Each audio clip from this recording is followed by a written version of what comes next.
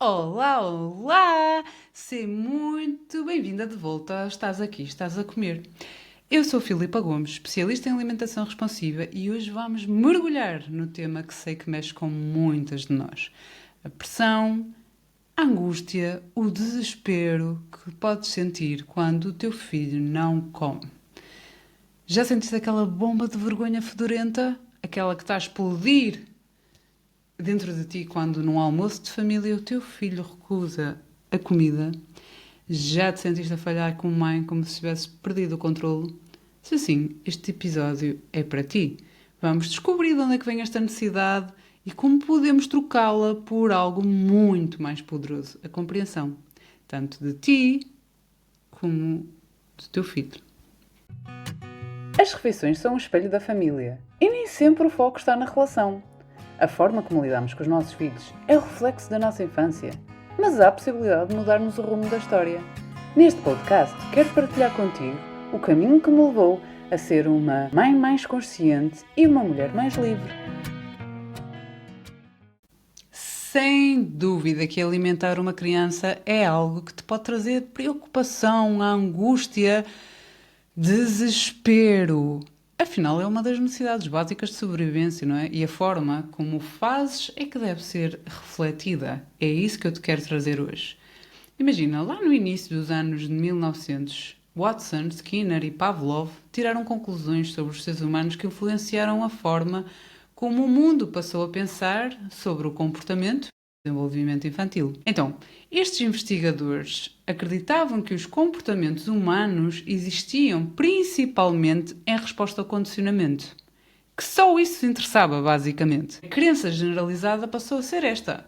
Comportamentos positivos são motivados pela recompensa, comportamentos negativos são eliminados através de consequências e punições. E esta linha de raciocínio leva-te a acreditar que é o teu trabalho controlar o comportamento dos teus filhos e as suas respostas emocionais ao mundo usando recompensas e punições. E isto justifica a razão pela qual é que tu és atingida por essa bomba de vergonha fedorenta, não é? Como eu te dizia ao início, que conta muita coisa sobre ti, a vergonha, mas quando o teu filho se recusa a comer, naquele encontro da família toda, em que tu estás a pensar, eu estou a falhar como mãe, eu perdi o controle sobre o meu filho, foi esta teoria que te fez acreditar que a forma como o teu filho come diz alguma coisa sobre ti. Estás a entender? O que é que me fez estudar mais sobre este tema e trazer-te esse tema? Porque eu observo à minha volta exatamente isto: que muitos pais, muitas mães vão lidando e vão sentindo esta vergonha condicionadas por esta teoria, que eu agora descobri esta teoria, mas eu percebia que muitos comportamentos que eles tinham, que não deixam de comunicar uma necessidade, mas muitos comportamentos que eles tinha muito a ver com isto, por quase como sentirem que o filho uma extensão do pai, da mãe, e por isso tinham que condicionar aquele comportamento. Não estão a ver a criança como um ser individual. Estás a perceber? Então, o que é que isto nos diz, basicamente? Como é que esta teoria na prática basicamente é? A criança está a choramingar, então esta teoria diz-nos que devemos manipular com castigos, criando sofrimento como lição para este comportamento. Ou seja, assim ela vai aprender que não pode estar a chorar. Ou, se a criança comeu a sopa toda, então basta dar-lhe elogios ou recompensas, sabes? Prometer aquela sobremesa para saber que é isso que tu queres. Tem que comer a sopa toda se quer ter aquela recompensa. Então vai passar a comer essa sopa toda. Só que esta mentalidade deixa-te presa a focar-te em controlar o comportamento em vez de tentares compreender as necessidades que estão a ser comunicadas. É este o quê desta reflexão que eu te quero trazer hoje.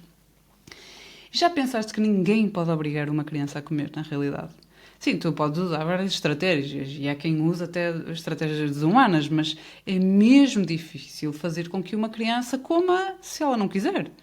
Então talvez a criança esteja apenas a pedir para ter escolha, para ter autonomia. Porque no fundo, em que momentos do dia, em que outros momentos do dia permites ou permitem que a criança possa ter escolha? Na roupa que ela veste, no brinquedo que ela quer levar para a escola, nos totós que ela não quer usar. Afinal, parece que comer ou não comer é algo que ela pode controlar, na verdade, não é? Tu, se fores a ver, a criança é vista, ainda hoje em dia, como é criança, não tem que ter opinião. É muito usado isso, se fores ver o episódio sobre parentalidade, penso que é o episódio 2, ou o episódio 1, já não me recordo, desculpa. Mas isto é visto numa perspectiva de uma parentalidade autoritária, em que eu só digo aquilo que tu tens que fazer, tu só tens que obedecer. E não deveria ser desta forma, não é? Porque nós adultos também gostamos de ter escolha. As crianças são iguais. Eles precisam muito para o seu desenvolvimento, de também ter escolha, de ter autonomia. E encontram muito isto à mesa, esta procura de autonomia, não é? Portanto, a pergunta que podes até fazer uma pequena pausa depois desta reflexão que te trago para ver o que surge daí. Pensa na última vez que sentiste esta bomba de vergonha por causa de um comportamento do teu filho, não é? E se olharmos para esta comunicação de necessidades como ou o comportamento como uma comunicação de necessidades, afinal, o que é que será que o teu filho te estava a querer dizer com aquele comportamento? E no fundo, com a reação que tu tiveste, qual seria a necessidade que tu também precisavas de preencher naquele momento? O que é que o teu comportamento também disse sobre ti? Não é? Faz lá a pausa e depois retoma aqui, depois de pensares aqui um bocadinho sobre o assunto. Mas eu agora queria-te trazer assim uma metáfora, porque se esta mentalidade de controle não funciona e nos faz sentir mal até, na realidade, porque sentimos esta vergonha, segundo o comportamento do nosso filho, e se percebemos que não conseguimos controlar sempre, então qual é a alternativa? E é aqui que entra uma metáfora que eu descobri e que para te partilhar aqui a forma de ver as coisas que faz sentido, que é o passarinho no ninho. Imagina, tu como mãe és responsável por contribuir para o bem-estar do teu filho. Isso não é novidade nenhuma, não é? Mas imagina que ele é um passarinho. Tu podes guiar, estar presente, fortalecer o ninho, mas nunca vais poder voar por ele. Nem decidir o destino do seu voo, não é? Então, o teu papel não é o de piloto, porque não consegues, mas no fundo é seja a torre de vigia. E a forma como te relacionas com ele, a segurança que lhe dás, o clima emocional que crias, tudo isso afeta o quão preparado ele está para voar, não é? A relação que constróis com ele tem um impacto enorme em como ele afina as suas penas para a vida. E quando nos focamos apenas em extinguir o comportamento sem compreender, estamos a passar uma mensagem perigosa à criança. O que tu fazes para me agradar, ou bem, o que tu fazes para me agradar é mais importante do que o que eu sinto para teres o meu amor. Ignoro-me a mim mesmo. E então eu queria te perguntar, como é que te sentes na tua parentalidade?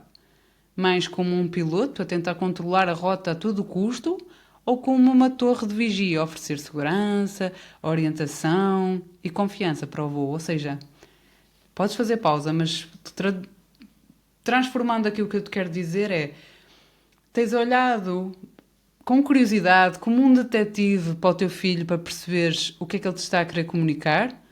Ou na realidade sentes que estás a controlar muito o comportamento que ele tem, a forma dele ser? É que enquanto estás a querer controlar todo o comportamento e tudo aquilo que ele é, não estás a vê-lo e estás a condicionar a sua própria essência, a sua parte mais verdadeira dele, não é? Que vai começando a desaparecer desta forma. E então, agora que já percebemos o nosso papel é ser a torre de vigia, podemos começar a olhar então para o comportamento de uma forma diferente, como eu tenho feito o convite aqui ao longo deste episódio. Em vez de o vermos como um desafio, vamos vê-lo como uma comunicação. Já pensaste que ninguém pode, na verdade, obrigar uma criança a comer? Quando uma criança recusa a comida, ela pode estar a várias necessidades. Pode estar a falar sobre a necessidade de autonomia. Este é o meu corpo e eu quero sentir que tenho alguma escolha sobre ele. Não é? No caso de quero sentir que está cheio, não preciso comer mais uma colher para te agradar.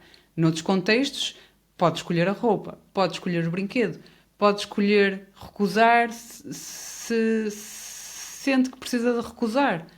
Não é? Estamos a falar aqui de um comportamento, um desenvolvimento da criança típico. Não estamos aqui a falar de algo fora do normal ou fora do típico, não é? Portanto, a necessidade de conexão. Será que se eu não comer, a minha mãe fica aqui mais tempo comigo? Por vezes, às vezes, o comportamento é um pedido desajeitado de atenção, não é? E a necessidade de segurança? Pode acontecer que houve uma mudança de rotina, um ambiente novo, demasiada gente à mesa. Tudo isto pode criar insegurança ou falta de segurança e tirar o apetite, não é? Nem sempre é tudo tão linear no que torna o apetite da criança. Ou até pensar mesmo o que é que comeu anteriormente, e isso é outra coisa, que é respeitar a necessidade de respeito pelos próprios sinais internos. A criança pode simplesmente não ter fome. E ao forçá-la estamos a ensinar a ignorar os seus próprios sinais de fome e saciedade. E aqui eu trago-te mais uma pergunta de reflexão. Ou talvez Da próxima vez que o teu filho recusar comida, para por um instante. E agora, como torre de vigia, pergunta a ti mesma: o que é que poderá estar a tentar ele comunicar? Que necessidade não estará a ser vista? Não é? E começamos a mudar aqui um bocadinho o paradigma de olharmos para a criança como ela é e não como aquilo que gostávamos que fosse. Não é? E não estarmos sempre a condicionar o comportamento dela. E isto leva-nos a uma grande verdade de hoje. Uma frase que eu gostava de que tu repetisses a ti mesma como um mantra, especialmente naqueles momentos de maior angústia à mesa, porque existem. Mas eu não estou no controle dos meus filhos, eu não consigo voar por eles, eu sou a torre de vigia a fazer tudo o que posso para garantir que estão prontos para voar de forma segura. E a quantidade que o meu filho come não diz nada sobre mim. E ouvir estas palavras, eu penso que é libertador, não é? Espero que sim. E se quiseres, comenta aqui em baixo, manda-me mensagem, podemos falar um bocadinho mais sobre este assunto. Gostava muito de te ouvir sobre esta perspectiva que eu te trago. E obrigada por estares aí e até ao próximo episódio.